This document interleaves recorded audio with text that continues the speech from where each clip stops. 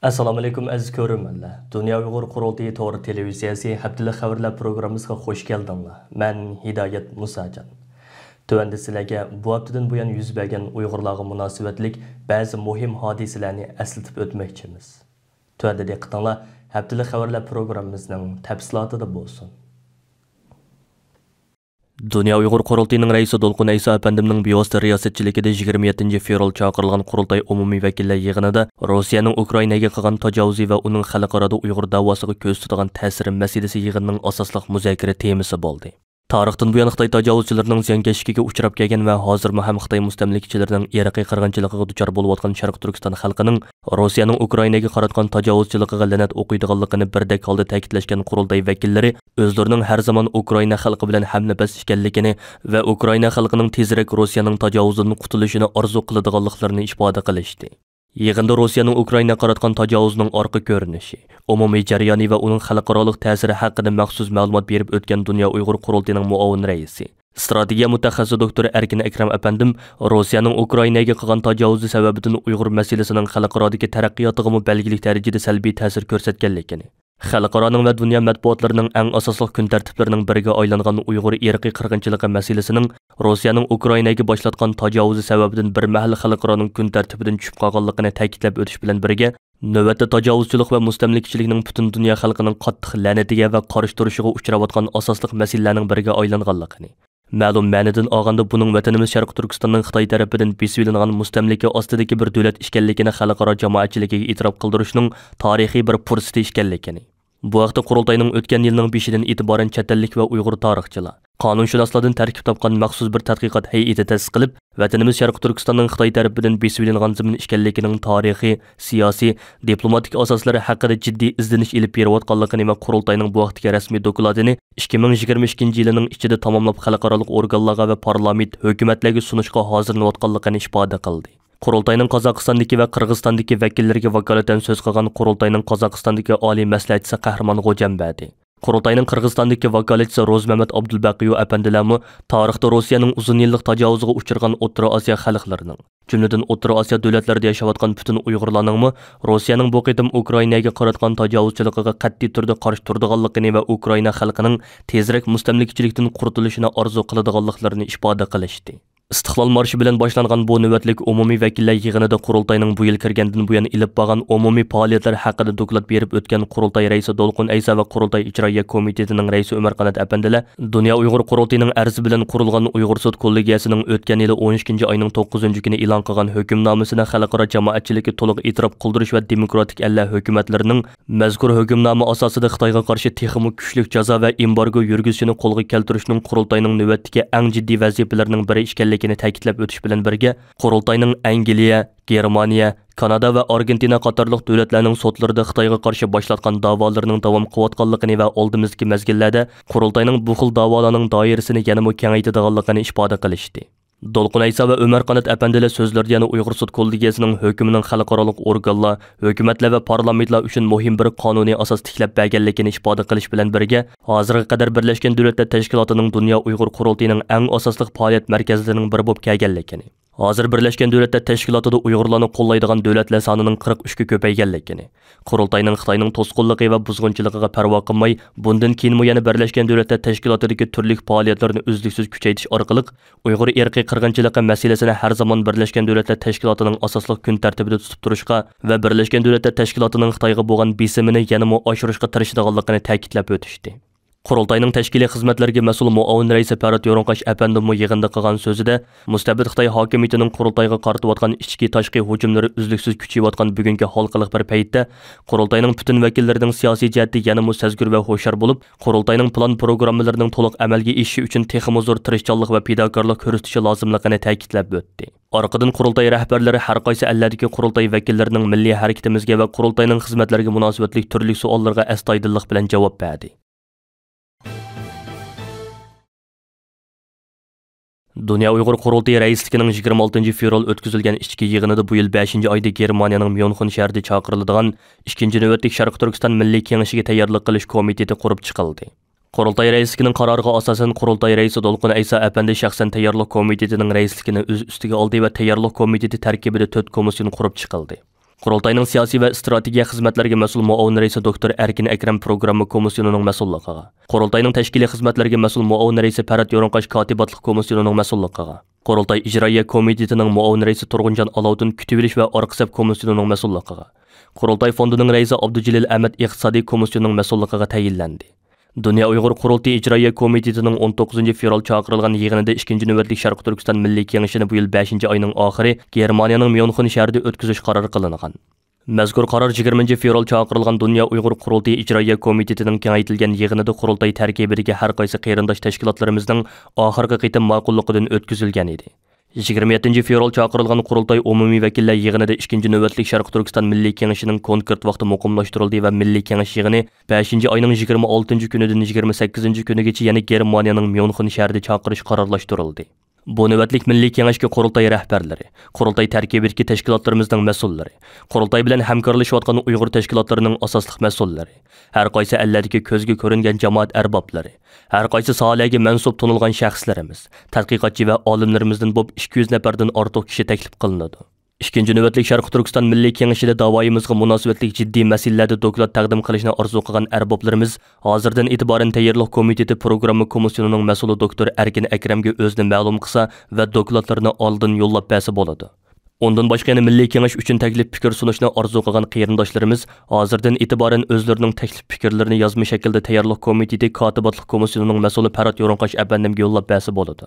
Dünya Uyghur Qurultayning raisi Dolqun Aysa apandi bu munosabat bilan istansimizga qilgan so'zida navbatda Uyg'urlar masalasining tarixiy bir burilish nuqtasiga qadam qo'yganligini, bir tarafdan Uyg'ur irqiy qirg'inchiligini texmo ko'p davlatlarga e'tirof qildirish, yana bir tarafdan Xitoyning irqiy qirg'inchiligini va insoniyatga qarshi jinoyatlarni to'sib qilish uchun xalqaro qandoq yo'l tutish, bundan keyin qandoq bir strategiya qo'llanish masalasining jiddiy masala bo'lib qolganligini. Shuning uchun Dünya Uyghur Qurultayning bu xil jiddiy holatni ko'zda tutib, 2-chi navbatlik Sharq Turkiston Milliy Kengashini chaqirish zaruriyatini his qilganligini ta'kidlab o'tdi. İtaliyaning Milan shahrida 3-mart kuni o'tkazilgan va dunyodagi adolatparvar haqqoniyatchi insonlarni xotirlashga bag'ishlangan xalqaro adolatchilar bog'chisi faoliyatida 2014 yil Xitoy tarafidan naqaldi muddatsiz qamoq jazosiga hukm qilingan Uyg'ur xalqining jasur o'g'lani Ilhom To'xti va 1949 yili Birlashgan Davlatlar Tashkiloti irqiy ayirmachilikning oldini olish xalqaro ahdnomasini hozirlab chiqqan dangli qonunshunos Rob Hillemkin qatorliqlarni o'z ichiga olgan 6 nafar mashhur shaxsning nomi o'yilgan xotira teshi Milan shaharlik hukumat bilan adolatchilar bog'chisi fondi tarafidan birlikda o'tkazilgan mazkur faoliyatga alohida taklif bilan Germaniyadan berib qatnashgan Dünya Uyg'ur Qurultayning raisi Dolqun Aysa apandim Ilhom To'xtiga vakolatan uning sharafnomasini topshirib oldi. Xalqaro adolatchilar bog'chisi 1996 yili 8 oyda 2-chi dunyo urushi mezgilida Yahudiylarni Nazilarning zinkashligidan qutqizib qilish uchun jon pidolik ko'rsatgan Yahudi bo'lmagan adolatparvar insonlarni xotirlash maqsadida Isroiliyada barpo qilingan bo'lib, dastlabki bu xotira bog'chisida Yahudiylarni qutqizib qolgan 14 ming nafarga yaqin insonning nomi o'yilgan xotira teshi o'rnatilgan bo'lib, shundan buyon mazkur bog'chiga har yili yangi ismlar qo'shilib kelmoqda. 2012 yili 10 oyda Yevropa parlamentining Strasburgda o'tkazilgan umumiy yig'inida Yevropaning har qaysi ellarida adolatchilar bog'chisi ta'sis qilish va har yili mart oyida dunyoda ko'zga ko'ringan adolatparvar haqqoniyatchi insonlarni xotirlab, bog'chida ular uchun xotira teshi turg'izish marosimlari o'tkazish haqida maxsus qaror qabul qilingan edi. Shundan tortib Yevropaning har qaysi ellarida orqa-orqadan adolatchilar bog'chisi ta'sis qilindi va mazkur faoliyatga mas'ul fondi jamiyatlari qurib chiqildi. 3-mart kuni Italiyaning Milan shahrida o'tkazilgan xotirlash faoliyati ana shu xalqaro faoliyatning muhim bir tarkibi qismi edi. Shu kuni tushdan burun Milan shahrining shahar boshlig'i Bibba Sala apandimning riyosatchiligida o'tkazilgan mazkur faoliyatga har qaysi Yahudi jamiyatlarining vakillari, diplomatlar, kishilik huquq tashkilotlarining vakillari, tarixchilar va tadqiqotchilardan bo'lib ko'p sonda yuqori darajalik arboblar ishtirok qildi.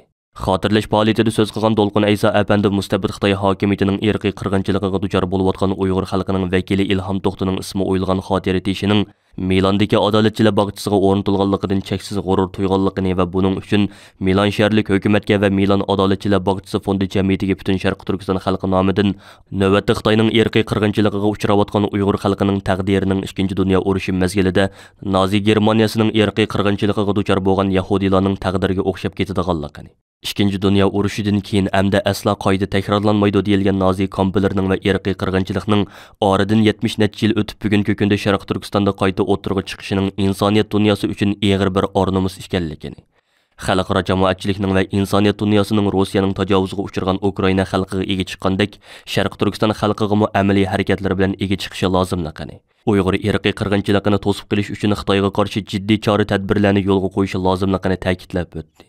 Bu qitimqi adolatchi insonlar uchun xotira tishi turg'izish faoliyatida Ilhom To'xtidan boshqa yana 1949-yili Birlashgan Davlatlar Tashkiloti irqiy ayirmachilikning oldini olish xalqaro ahdnomasini hozirlab chiqqan dongliq qonunshunos Rob Hillemkin, Yahudilarning Fransiyadan qichishiga yordam qilgan Portugaliyaning Fransiyadagi konsuli Orestes, sobiq Sovet ittifoqi tarafidan tasdiqlangan guloh va shitini dunyoga tuyg'izgan shohid Evgeniya Solomonova Gezenburg, Uganda qirg'inchiligidan qutulib xalqaro mahkamada guvohlik bergan Godeli va Mukasarasi qatorliq dongliq shaxslarning xotira tishi turg'izib chiqildi va 2. dunyo urushida Yahudilarni qutqizib qolgan diplomatlarning hozirgi avlodlariga sharafnoma taqdim qilindi. Yig'in riyosatchisining Ilhom To'xtining hayotini tunishtirganda uni Uyg'urlarning Nelson Mandelasi deb atashi va bu so'zning yig'inning uqtirishida o'rin olishi kuzatuvchilarning kuchli diqqatini qo'zg'adi. Bog'chada boshlangan mazkur faoliyatning davomi sifatida shu kuni tushdan keyin Milan shahridagi Marino Sarayida irqiy qirg'inchilik aslo davom qilmasligi kerak degan temada xalqaro muhokama yig'ini o'tkazildi. Italiya parlamentining a'zolari, Milan shaharlik konsiyining mas'ullari, Birlashgan Davlatlar Tashkiloti irqiy ayirmachilikning oldini olish ishlari bo'yicha alohida maslahatchilari, diplomatlar, tadqiqotchilar va kishilik huquq tashkilotlarining mas'ullari qatnashgan mazkur muhokama yig'inida so'z qilgan Dolqin Ayso apandim oldi bilan Xitoy hokimiyatining Sharq Turkistonda tasdiqlagan jazo lagerlari, Uyg'urlarni asos qilgan xalqlarga qarata rahimsizlarcha ilib berayotgan irqiy qirg'inchiligi va boshqa insoniyatga qarshi jinoyatlari haqida tafsiliy ma'lumot berish bilan birga Xitoyning bu xil irqiy qirg'inchiligining va insoniyatga qarshi jinoyatlarining xalqaro jamoatchilikning kundan kunga e'tirof qilishiga erishayotganligini, hozirga qadar Amerika boshchiligidagi 8 g'arb davlatining Uyg'ur irqiy qirg'inchiligini e'tirof qilib maxsus qaror qabul qilganligini, Amerikaning va Yevropa ittifoqining Uyg'ur majburiy emgigi sabablik Xitoy rahbarlariga va Xitoy shirkatlariga orqa-orqadan jazo va embargo siyosatlarini yo'lga qo'yayotganligini, ammo buning yetarli emasligini, Uyg'ur irqiy qirg'inchiligini to'sib qilish xalqaro jamoatchilikning Xitoyga qarshi texmo kaskin va jiddiy jazo tadbirlarini yo'lga qo'yishi lozimligini ta'kidlab o'tdi. Dolqin Ayso apandi so'zining oxirida yana Italiya hukumati va Italiya parlamentining Amerika boshchiligidagi davlatlardan ulgu ilib, Uyg'ur irqiy qirg'inchiligini rasmiy yo'sinda qabul qilishini umid qiladiganligini bildirdi. Dünya Uyghur Qurultayının raisi Dolqin Ayso apandi 1 mart günü istansimiz orqali e'lon qilgan 2022-yilda milliy hamkorlikni kuchlantirib, Uyg'ur qirg'inchiligiga xotima berish uchun tirishayli degan temadagi safarbarlik nutqining oxirgi bo'limida inkorchilar vaqtida to'g'ri yo'lni tanlab olish kerak deb ko'rsatdi. İnkarchilar va azg'onlar vaqtida to'g'ri yo'lni tanlab olish kerak.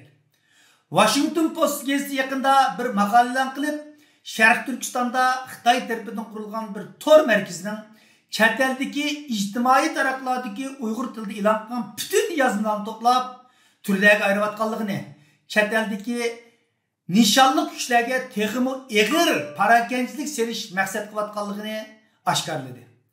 Hozirgi bizning tor dunyosidagi atalmış qahramonlarimiz bilan Xitoyning bu tor markazlari orasida qanday bir munosabatning mavjudligi ma'lum emas. Ammo Xitoyning Dünya huquqiga ve chet eldagi aktif harakat qilayotgan Uyg'ur tashkilotlarga rahbarlar qarta hujumning buningdan keyin texmo kuchlanganligi ma'lum. Mazarga chammetib o'zining mashhurlik kesidiga davozlaydigan qarindoshlarimiz ilgirim bor edi. Hozir texmo ko'payib ketayotganligiga shohid bo'lyapmiz. O'liklarni go'rdi jimiyat qilib qo'ymay, ularning qandaqdir bir ish yoki so'zlarini ishlab tortib Sənik söyrəb çıxırıb sazayı qilishlar moda bo'lib qevatıdı. Dünya Uyghur Qurultayı qatarlıq təşkilatlar Beijing Olimpik müsabaqasını boykot qilish və irqiy qirg'inchilik qarshi turish uchun imzo to'plash kampaniyasi elib berayotganda, ba'zilarning Dünya Uyghur Qurultayıga qarshi imzo to'plash safarbarligi qo'zg'alganiga shohid bo'ldik. Dünya Uyghur Qurultayı Xitoyga qarshi chammining yetishga kurash qilyapti-yu, ba'zilar Dünya Uyghur Qurultayıga çiştirmelici karşı hücum kıvatıdı. Dünya Xitay'a karşı ambargo ceza ilan kıvatkan bu zamanda bazılar dünya hukuku karşı ambargo ceza ilan kıvatıdı. Keşke şu energiyani, şu vaktini, şu cesaretini Xitay'a karşı sarıpkan bolsa vicdanınla qanchalik rahat bular idi. Keşke şu imza kampanyasını Xi Jinping'e karşı, Çimçengo'ya karşı yol koygan bolsanlar xalqlar sizlardan qanchalik faxrlanar edi deb o'ylab qolamiz ba'zida. Dunyo hududini inkor qilish aktif fəaliyyət qılayotgan təşkilatlarını inkar qilish, namoyishlarni inkar qilish, Uyg'ur sotini inkar qilish, davada fidokorlik bilan uzun yillardan buyon xizmat qilayotganlarni inkar qilish, hatto hayotini bu da'voga bag'ishlab o'lib ketganlarni inkar qilish, ammo Xi Jinping hokimiyatini va uning hamkorlashuvchilariga sukut turish tarixiy bir jinoyat. Lekin mayli Xitoy davlati bo'lib, mayli inkarchilar kollektiv bo'lib, mayli mashhur shaxs bo'lib o'tirib chiqsin, dunyo quritiga qarshi bu hujumdan hech kim hech nimaga erishamaydi. O'zini mashhur qilish uchun dunyo quritini pat-pat ishlab tartadiganlardan ranjib avar bo'lmaymiz. Bu o'zini ufitishdan boshqa yaramaydi. Ammo samimiy lekin hayajonni besh qizib qolgan, ozdirilganlar va ozdirishga uchrayotganlar tarixda bir qora dog' bo'lib qolganligi, eng aqlli bo'lgandimi vijdonning so'rig'iga duch kelganligini unutib qolmasligimiz kerak. Milliy mustaqillik harakatimiz jarayonida butun xalqimizning, tashkilotlarimizning faqat bir dushmani bo'lishi kerak. U bo'lsa-mu Xitoy mustamlikchilari. Bu dal dunyo quritining harakat prinsipi. Vatan xalqimizning duosi har xil sharoitlarda yana do'qni qo'llab, samimiy tilaklar bilan bizga madad berib kelayotgan xalqimizning umidi dal bizning moddiy va ma'naviy ozuqimiz ve cesaretimizin kuch manbasidir. Rahmet.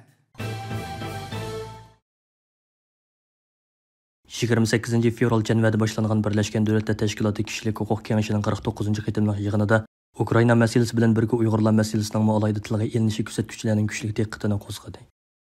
Birleşken Devletler Teşkilatı'nın baş katibi Antonio Guterres mazkur yig'inda qilgan so'zida yana bir qitim Xitoyning xalqaro tekshirish hay'atining Uyg'ur rayoniga berib, Uyg'urlarning ahvolini tekshirishiga ruxsat qilishga chaqiriq qildi.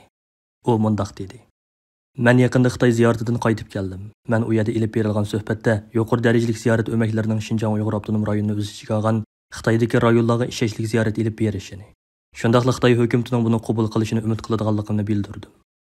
Xalqarada Rossiyaning Ukrainaga qilgan harbiy hujumi va Rossiyaga qarshi jazo tadbiri qo'llanish masalasi asosiy diqqat nuqtasi bo'layotgan bir paytda Birleşken Devletler Teşkilatı'nın baş katibi Antonio Guterres'ning Xitoyning Uyg'urlarga yurgizayotgan kishilik huquq tafsandichiligini tekshirishni qayta o'tirg'a qo'yishi siyosiy analizchilarning diqqatini tortgan. Dunyo Uyg'ur qurultayining raisi Dolqun Ayso apandi bu vaqtda matbuotga qilgan so'zida Antonio Guterres apandi uzun mezgillik sukutdan keyin Uyg'urlarning ahvolini tekshirish kerakligini qayta ta'kidladi. Bu bir ijobiy qadam.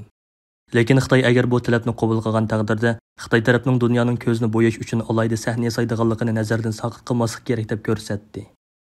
Amerika Tashqi ishlar ministri Antony Blinken 1 mart kuni yig'inda so'z qilib, Rossiyaning Ukrainaga hujum qilish orqali xalqaro tinchlik va xavfsizlikning yadroliq prinsiplarini buzib tashlaganligini, kishilik huquq va insonparvarlik krizini paydo qilganligini ta'kidladi.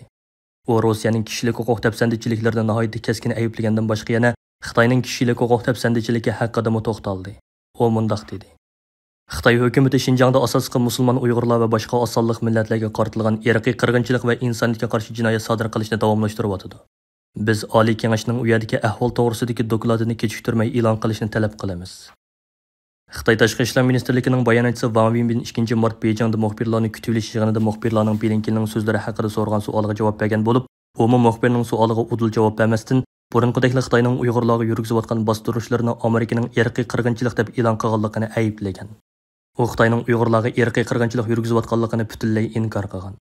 Angliya Tashqi ishlar ministri Liz Truss mazkur yig'inda kengash a'zolarining birlikda Rossiyaning Ukrainadagi tajovuzlarga qarshi turish kerakligini ta'kidlagan. U mundaq degan: "Biz Xitoydagi, bo'libmi Xinjiang, Tibetdagi va dunyoning boshqa joylaridagi kishilik huquq tafsandichiligi ahvollaridan andish qilyapmiz. Mazkur yig'inda nurg'un davlatlarning vakillari Ukraina masalasiga bo'lgan andisini bildirib qolmasdan, balki yana Uyg'urlar masalasini o'ttirg'a qo'ygan. Chexiya vakili Uyg'urlarning lagerlarda xohlagancha tutib turilishiga bo'lgan andisini qayta ta'kidlagan va ularning darhol qo'yib berilishini talab qilgan. Turkiya vakili Turkiya hukumatining Uyg'urlar duch kelayotgan kishilik huquq tafsandichiligiga ko'ngil bo'ladiganligini va Birleşken Devletler Teşkilatı Oliy Kengashining Sharq Turkistonda cheklimisiz bir shaklda ziyorat qilishni talab qilgan. Uningdan boshqa Daniya vakili Xitoy hukumatini Birleşken Devletler Teşkilatı Kishilik huquq kengashining hay'at avatib ahamiyatli ziyorat ilib berishiga yo'l qo'yishga chaqirgan. 28 fevral Cenevada boshlangan Birleşken Devletler Teşkilatı Kishilik huquq kengashining 49 navbatlik yig'ini 4 hafta davom qiladi va Dunyo Uyg'ur qurultayining vakillari mazkur yig'inning ba'zi bo'limlariga qatnashadi. Yig'in boshlanishidan burun Dolqun Ayso boshchiligidagi qurultay hay'ati Cenevani ziyorat qilib, Birleşken Devletler Teşkilatı'nın bazı xodimlari va bir qism g'arb davlatlarining Birleşken Devletler Teşkilatı vakillari bilan ko'rishib, ulardan Birleşken Devletler Teşkilatı kishilik huquq kengashining bu navbatlik yig'inida Uyg'urlar masalasini nazardan saqit qilib o'tmaslikni talab qilgan edi.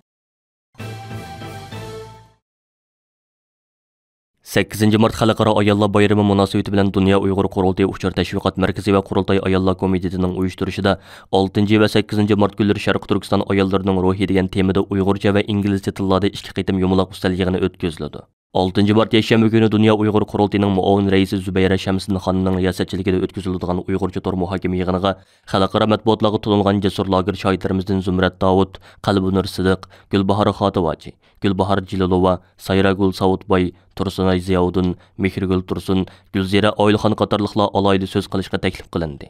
6 Mart yakshanba kuni Berlin vaqti tushdan keyin soat 16 da, Istanbul vaqti 18 da, Olmaota vaqti kech soat 21 da, Washington vaqti atgan soat 10 da boshlanadigan va ommaga ochiq bo'lgan mazkur tor yig'iniga tuvandagi ulanma orqali bevosita qatnashib fikr bayon qila olasiz. Ondan boshqa yana 8 Mart seshanba kuni Berlin vaqti tushdan burun soat 10 da Dunyo Uyg'ur qurultayi ayollar komitetining mudiri Zumratay Arkan xonimning riyosatchiligida ingliz tilida o'tkaziladigan muhokama yig'iniga qurultay London ishxonasining direktori Rahima Mahmud, kishilik huquqni ko'zlik tashkilotining Xitoy ishlari direktori Sofiya Richardson va Uyg'urlar masalasi bo'yicha tadqiqotchi va aktivist Andriya Vardin xonim so'z qilishga taklif qilindi. Hurmatli ko'ruvchilar, yuqorida Dunyo Uyg'ur qurultayi to'g'ri televiziyasi haftalik xabarlar programmasini diqqatingizga sundiq. Keyin qitimliq programmamizni ko'rishaylik. Ko'rishgacha omon bo'lgaysizlar. Xayr xo'sh. Erkinlik yolida sudek aktı bizning qanimiz. Sen uchun ey yurtimiz